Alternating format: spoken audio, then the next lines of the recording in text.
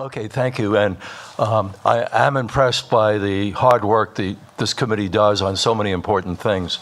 And I learned a lot just by sitting here again.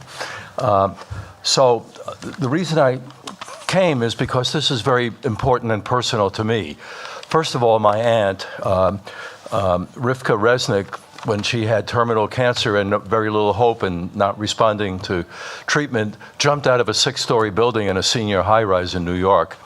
And that's the kind of thing that can happen when there's no safer legal way to deal with end-of-life stuff. For myself, I'm 79 years old, and although I'm in good health, let's face it, sooner or later, something is going to get me. And I'm not so much afraid of being dead, but I am afraid of the dying process not because the people in the medical industry wouldn't take care of me, and if necessary, I believe that hospice would be very helpful, but I am at risk for a bad ending for several reasons. One is not everybody responds to pain medicine, and who knows? We're all at risk from that.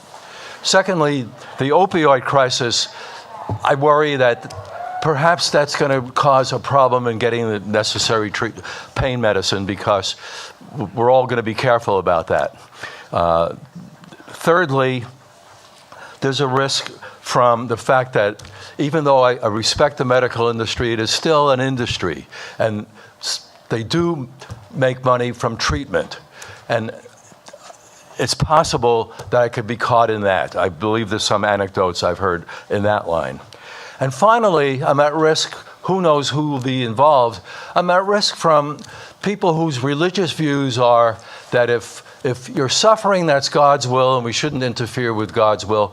I actually saw in writing in one of the religious papers that some religious people believe that it is suffering, I'm quoting, suffering more than anything else, which clears the way for transforming human souls. Well, maybe some people believe that and they can act on it. I don't believe suffering does that. And I don't want to be caught by people who somehow could be in a position of authority to impose that on me. I don't want to impose my view on what treatment other people should get, but I feel I should be free.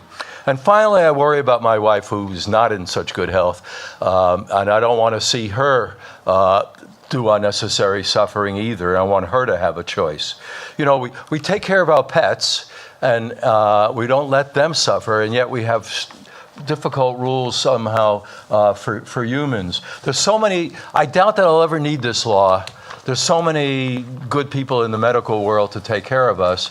Also, there's so many safeguards in this law, 15-day waiting 15-day waiting requirements and second opinions, that it's not an easy law to use, and I doubt that very many people will. But it is comforting. It would be comforting for me to think that it's available, so I hope you pass it. Thank you.